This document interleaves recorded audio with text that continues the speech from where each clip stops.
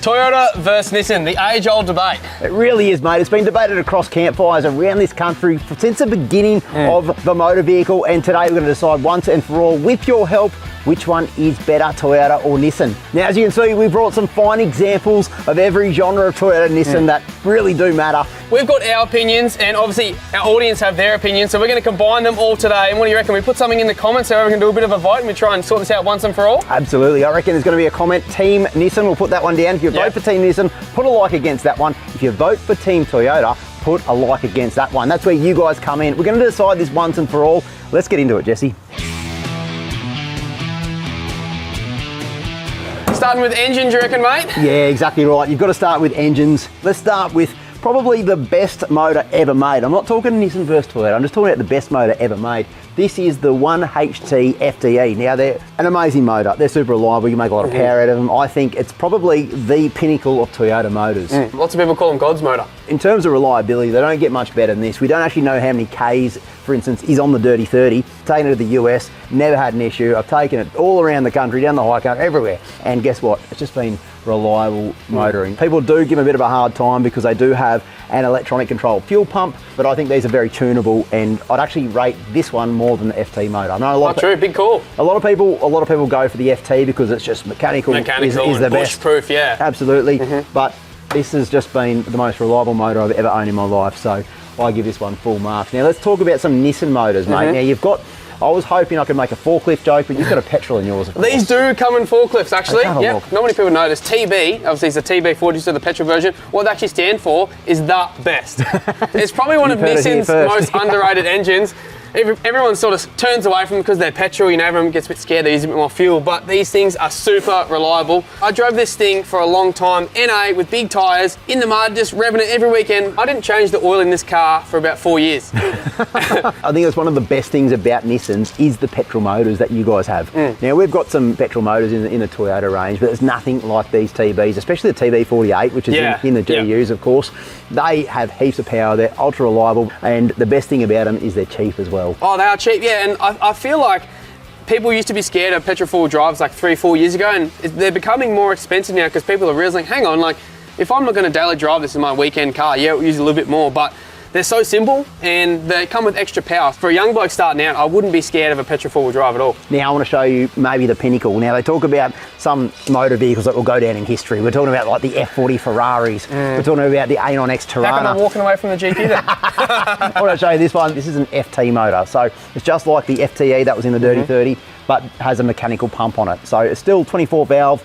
They rev nice, they make lots of power, it's reliable. This one in fact makes a lot of power because it's got an aftermarket turbo, injectors, head studs, all the stuff in it, and it makes about that sort of 280 horsepower. But of course you don't need to make that much power. They run fantastic in stock version, but it's good to know that you can put a lot of power in these things and they're super reliable. Now, we haven't really talked about Jesse's GU. Now, the 3 litre Patrol, which is what this used to be. It used to be, yeah. In terms of how that engine rates, what do you reckon? They haven't got the best rap. Obviously, the early ones were a direct injected ZD30 and they called them the Grenade. The later model ones, I think they come out in 2007, they're common rail diesel, and they're actually not that bad. They do have a couple of head issues if you pump heaps of boost into them, but a perfect example is both our camera cars are the CRD ZD30s. This is true. We've done a turbo upgrade and a tune, and those things are probably 2 of the most hardest working cars in our fleet. They've definitely made an improvement. Still a very small motor for a big car, and as you can see, that's why a lot of these cars have engine conversions. Yeah. I guess, like, if you compare Nissan engines to something like these FTs, they've always been a little bit behind. The TD42 is bush-proof and it'll get you there and get you home, but it's not going to go fast. And the petrols, especially the TB48, they're really refined. They're a great petrol, but they just use a bit more and obviously heaps of electronics. So I think engine-wise, Toyota, you know, that could be maybe a little bit on top, but I'm not going to admit that to everyone. I said maybe. Definitely. The V8 diesel, the VDJ, mate.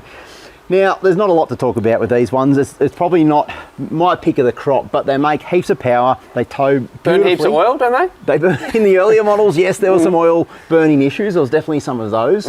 I've heard, you know, what I've heard, they could be a little bit tricky to work on. Yeah, look, if you want to change a starter motor, book in about, I don't know, 12 hours worth of labour. I've noticed here that this isn't a Toyota part. The Toyota Airboxes, you can dust your engine. You can dust this very beautiful engine, can't you? There's a couple of little things on here that you want to change, but overall, you've got a very torquey motor. This is the Humble 2H.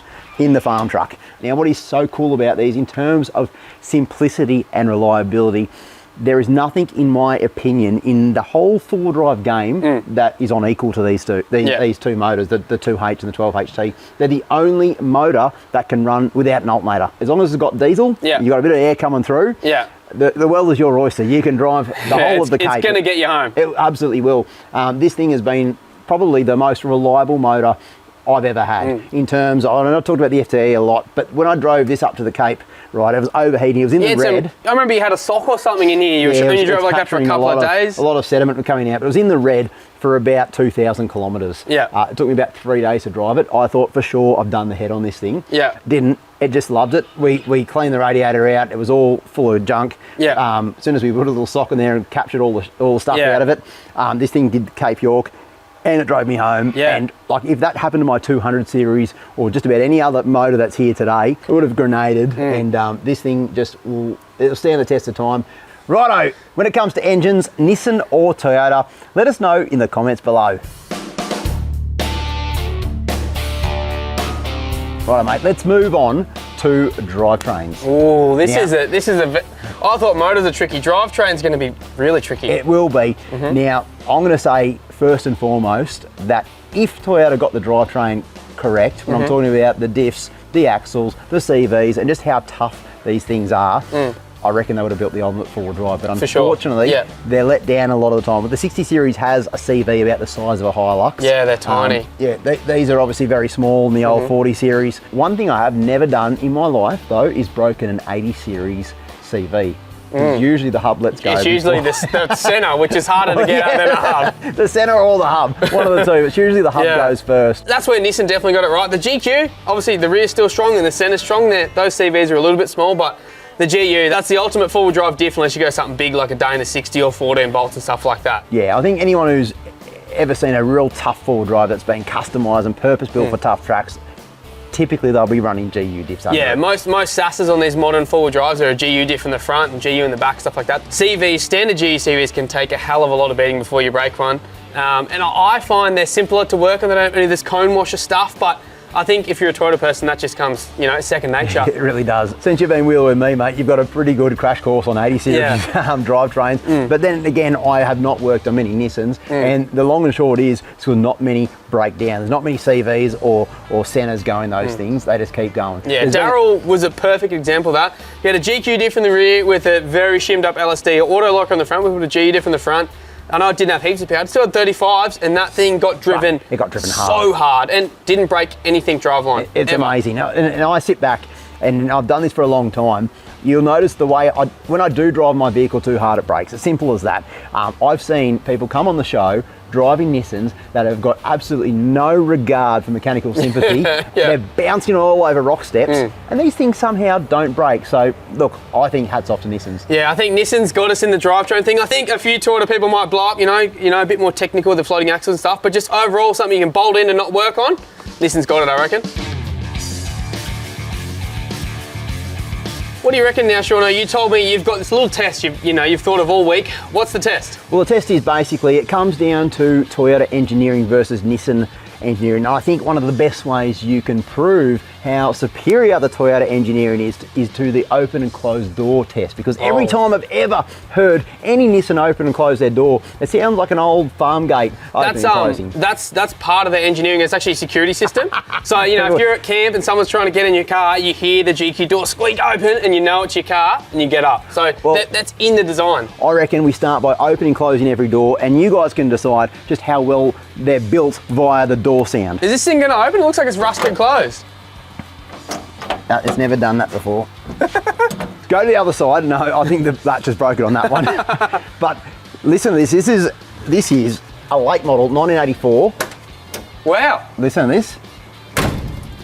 That just sounds, except for the rust falling out of the bonnet. That doesn't matter. That door closed nice and open really nice too. Now, the 200 series, that's going to sound nice. I'll do it anyway for demonstration purposes. The 40 was almost more satisfying than that. Had a bit more metal on it, didn't it? What about the GU? Give it a go. Tell me what you reckon.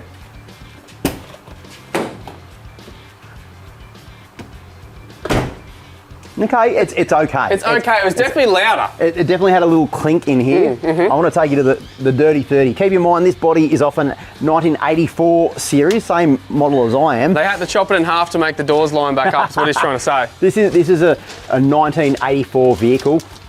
About as original as it gets. That's amazing, isn't it? I'm in trouble. I'm in trouble. Now, the GQ, which is obviously a mid-90s vehicle. What's this one? A 91, 92, 93. 93. Should I? Okay, this one has been off-roaded quite a lot, so it barely opens. Oh, there you go. That's the security noise there. Say no more. I can't argue with that because my other door, I'll show you, now with this phone to it, my other door doesn't hit the slider, so we can take the slider out of the equation. Okay. But as soon as I open this door, it drops. Have a look at this. Oh yeah. But look, this has been wheeled a lot, but just that creaking and grinding noises. It's definitely a GQ noise, isn't it? Every single GQ I've ever seen in my life makes that sort of noise. 80 series, 60s, even the old 40s, they just close. They've got really good seals on them. They're just engineered super well. Right, let's talk about tough wheeling versus touring. Because, that's a good one. Because I think a lot of people will make their mind up on what vehicle's better based on this alone. Yeah, a lot of people always ask me, what car should I get? And my first question is, what are you doing with it? I reckon the Nissan will take the cake when it comes to tough off-roading, just from the strength of their drivetrain, how they're put together, and they're just built to drive silly tracks. There's no doubt about it. Toyotas will brake. If you put the same sort of right foot down in a Toyota compared to a Nissan, you're going to brake your Toyota, your Nissan's going to make it. When it comes to touring, however, you're doing more kilometres. Like if you're building a car to do hard stuff, you're not doing big K, so the fuel usage and comfort and stuff doesn't matter as much. Like as you're going to say, if you're doing touring, it's completely different. Some of the things you want in a hard car, you don't really necessarily need in a touring car. Exactly, and I think comfort, I think reliability comes into play, and their ability to tow really does make a tourer. But let's start with your vehicle, Jesse, because what I think is really interesting about this particular vehicle is that when Jesse put it together and built it, he went straight to Cape York and drove some of the toughest tracks up in the Cape. So you toured, you did tough stuff. It was a bit of an all-rounder, this vehicle, in my opinion. So it's nice and tough, but it's comfortable to. The step up from a GQ to a GU is heaps more comfortable. Something I like about a GU when you're touring is when I go hard wheeling, I take a spare CV and probably Euro axle and stuff. But if you're just doing touring, you're going a little bit hard but not super hard. I don't take a spare CV or a spare axle. I might take a hub, but they're sort of strong enough underneath you don't have to worry about that sort of stuff, which is sort of good for peace of mind. And if you're touring, you want to keep your weight down, so you don't have to cart around too many spares. Yep. I think if you're comparing maybe a GQ and an 80 series, I'd have to say an 80 series would make a way better tourer, only for the fact that it's a bit more comfortable and maybe drives a little bit more like a modern vehicle. They seem just a bit more refined, like a GQ, as you know, the doors and the windows always stuff up and stuff. I've just seen like the interior and just comfort and I don't really want to say this, but the 80 series seems a bit more refined if you're into touring. Saying that, before this thing was turboed, it was slow, it was on big tyres. I toured from Queensland down to South Australia, through Victoria High Country and back to Queensland in Christmas holidays, and I got it done. And you got it done. You got it done, and you've aged tremendously after that trip, you poor bugger. Now, when it comes to touring, mate, this is the vehicle. This one right here, the big 200 series, I'm going to say, especially in this form, I know I've chopped it, which is not very standard. Yeah, it's not very off the showroom floor. It's not, but I have to say, you'd be hard-pressed finding a better example of a tourer. It's got heaps of power, very reliable, it's got a lot of comfort, and the setup that I've got allows me to put a lot of stuff in the back and tour anywhere in comfort. Now, I've done a lot of big miles in a lot of different vehicles, and this is the only vehicle to date that I've done 1,000-kilometre days back to back to back to back and got out fine after every single day. It's just because it's so comfortable. It drives super nice. Even with the bigger tyres, I've got 35s on this one and towing a trailer, I can have one finger on the steering wheel and I know it's just going to drive. Yeah, so what you're trying to say is this is pretty good. There's only sort of one car that would beat it. Comparing this to Graham's Y62, exact same setup. It's probably, it's as good, just a little bit better. You got me on that one. I'd never considered that. I was really comparing this one with the GQ, to be honest with you. But yes, the Y62 as a tourer is a fantastic vehicle. Now, imagine if Nissan made a diesel option in that thing. Do you think it'd be a better tourer? I think more people that are scared of petrols would definitely go for it. But to be honest, a modern diesel, even the one I put in that car, scares me more than than an injected petrol like I've got. I think the Y62 is better off-road. If you had a stock 200 and a stock Y62, the 62 is going to get further off-road, and I reckon this one is a slightly better tourer. But anyway, let us know what you reckon. Touring versus hardcore low range. What's your pick, Toyota or Nissan? Well, I do agree with you, Shaun. This is an awesome touring vehicle. I'd love to do a big trip in it, but you're sort of missing the mark here. Value for money. Like, this is an expensive car. Best we walk away from this one right now if we're going to talk about value for money, because there's not a lot of value for the money you pay on those things. However, I'm going to say there's a lot of options in Toyota that represent okay value for money. I'm not going to say great, because there's unfortunately this thing in the world called Toyota tax. Now, it's a shame. You talk about GST and all these government implemented things. There's another one you might not be aware of, it's Toyota tax. If you're buying a Toyota, there's going to be, just because of that little badge at the front here, you're going to pay a premium. For good reason as well, but unfortunately, value for money, they might miss the mark a little bit, most of my vehicles, because they are Toyotas. If we're just talking, you know, budget and sort of, you know, we both do hard trucks in these cars. That car there, I bought for $1,200. I've spent a little bit of money on it, but it's still probably, you know, the money I've spent on it's probably as much as that motor. Not even. And it'll do the same stuff. Just like, it'll do it okay. This is one thing that Nissans have all over Toyotas, I believe, is value for money, because if you just want no nonsense wheeling, yes, you can tour, yes, you can do everything. They'll do it all, but you're going to pay probably half the price of some of these overpriced Toyotas. Yeah, I'm going to agree with you on that one, mate. It's a really tricky one. Like, I feel like what you're doing here, you know, you've still got a few more changes to do, a couple more Nissan parts. I think you've nearly got to mix Nissan and Toyota. It's going to upset a few people. To build the make ultimate. the ultimate, you know. You could make the ultimate tough car to do hard stuff and touring out of both Nissan and Toyota parts, and you could do it all, but I reckon. What we're really testing is value for money, and I think we both agree on this, that Nissan probably represents the best value for money, but let us know down below. What do you think? Maybe you got yourself a bargain on a Toyota and you're saying, sure, no, you just paid too much for them, that's all. You just got to know where to look or something. Let us know if you... Sort of paid $1,500 for, but it's got a lot of expensive parts on it now. But that was quite a cheap vehicle. But let us know, guys, what you reckon. Value for money, Nissan or Toyota? Both of us have been beating our chests about Nissan versus Toyota, but I want to completely put this upside down. What is, in your opinion, the worst Nissan ever made?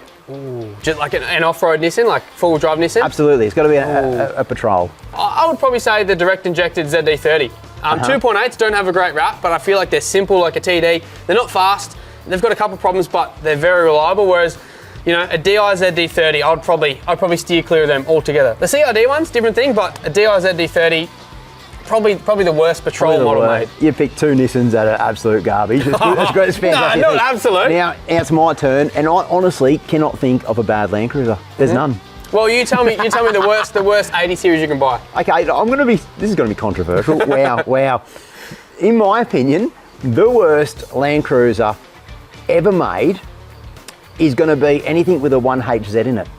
Now, I'm not a 1HZ hater. These things are reliable. I was going to say, they go for them things, don't they? They're very overrated, in my opinion. I think they're reliable if you leave them bog stock. They can't handle boost. I've heard that, yeah. As soon as you put a boost on, they don't like it. They make zero power. They drink a stack of diesel. Oh, true. Oh, they're super uneconomical. And I just think they're completely overrated. The other thing I will say, if you put that 1HZ into something like a 75 series as well, they're uncomfortable, slow. You've got all the overrated bits I mentioned about the 1HZ, and they obviously suffered from a fair bit of rust as well. Not as bad as the 60s and the old Troopies and things like that. You get a Troopy with a 1HZ, holy heck, you've made a big mistake in my opinion. But that's going to be super controversial. It's just so hard to pick the bad of the best bunch. Exactly, yeah, for sure. Well, that was a lot of us rambling about Nissans and Toyotas, but we're not going to make the call today, are we? No, we're not. You guys are. This is where it really comes down to you guys. And right now, if you haven't already, make sure you vote. It's either Team Nissan, give it a like in the comments below, or Team Toyota. You'll see what I mean when you get to the comment section. And most importantly, after you voted, leave a comment, because we've got some really cool prices. A heap of stuff to give. We've got a $500 Repco voucher and a heap of Raptor packs. So that'd be good for the people with Toyotas that are rusting and stuff to spray over the top. So I was going to say, with the Repco voucher, you can service your Nissan, so it actually lasts more than 100 Ks on the road. But make sure you get involved in these prizes. Let us know in the comments. I reckon I've opened up a complete bag of worms. And I would love to go, after this video, once and for all, we've decided decided as four-wheel drive 24/7 collectively, what is better, Nissan or Toyota, and you get to decide. Nissan, that's why I said it first. Toyota. Make sure you click like on Toyota. Do it. Now, Shaun, you keep telling me how good these Toyotas are, but I've heard they have a lot of problems with the airboxes and dusting these motors that you keep telling me how good they are. Well, I can't argue with that, mate, but luckily there is a solution for that. Now, of course, I love my Toyotas, but you've got to admit, one of the biggest flaws on a lot of them is the airbox, especially in 200 series and N80 Hiluxes. The airbox can be a huge weak point for the vehicle. Now, what happens is they can allow dust in through the intercooler, the turbo, and of course, into your engine. And you only need the slightest amount of dust to cause huge catastrophic failure in your motor. Heaps and heaps of people have had damage to their engines and forked out well over $20,000 to fix the problems a little bit of dust going past the filter can do to the engine.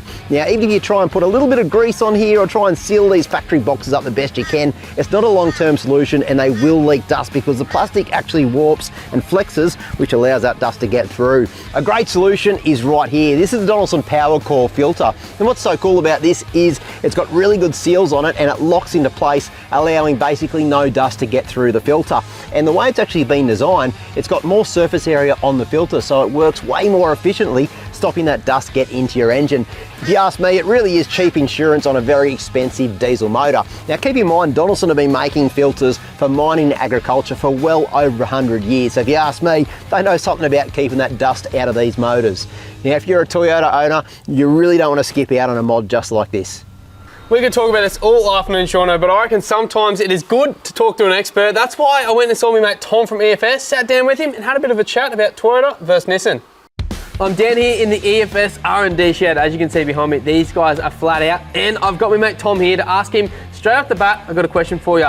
Nissan versus Toyota. Now you can forget the second word I say and just say Nissan if you like, mate, but what would your answer be? I actually throw a spanner in the works and say Mitsubishi, especially after Tassie. After Tassie, that thing was actually impressive, but if you had to pick between those two other brands, what would you pick? It's got to be Toyota for me. Huh? Has to be. I've been a mechanic for nearly 20 years working on four-wheel drive, so I've seen a lot of Nissans and Toyotas, and you see these grey hairs. I always think they're actually from my kids, but that's from having to work on Nissans.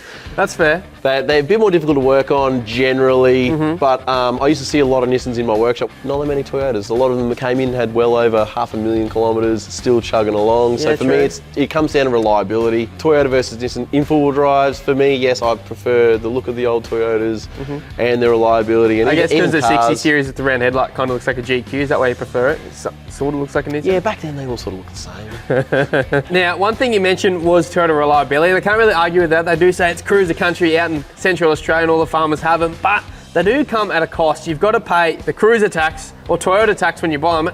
What's your thoughts on that? You happy to pay that knowing you've got a good, reliable vehicle?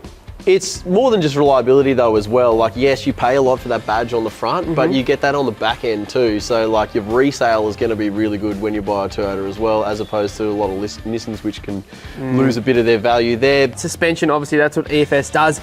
The geometry and things like that, obviously some parts cross over. I know I've put some Toyota parts in my Nissan. I'm not going to specify what parts, but is the suspension geometry better in a Toyota? I've heard people say it is. You know, you're probably the man to ask this question.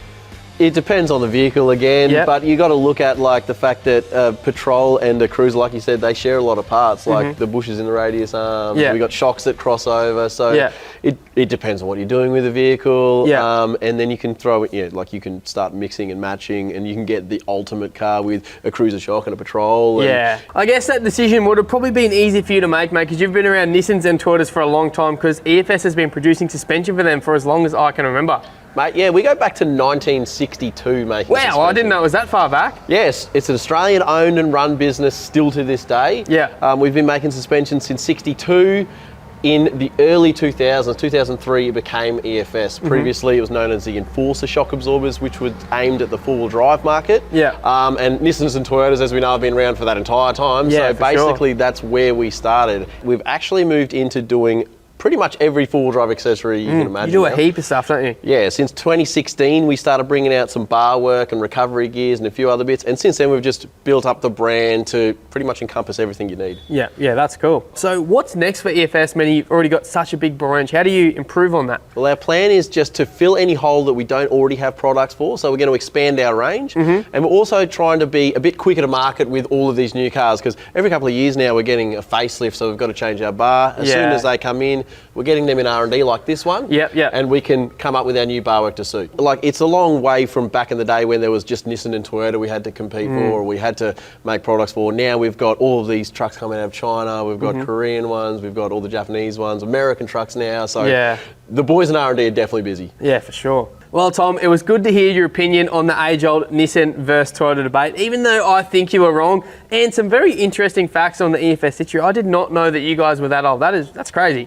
Yeah, well, hopefully we're here for plenty of time to come, and go Team Toyota. He's still wrong. Anyway, thanks for having me, mate, and I'm keen to see this new stuff that EFS is going to bring out.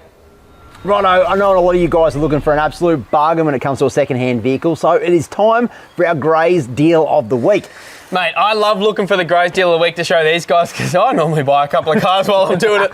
But the first one I picked this week, it's a pretty cool one. It's sort of already half set up. It's got a lot of room for an engine conversion. It is a Series Super chopped into a dual cab. It's got a nice tray in the back. You know, you could maybe chuck a canopy on.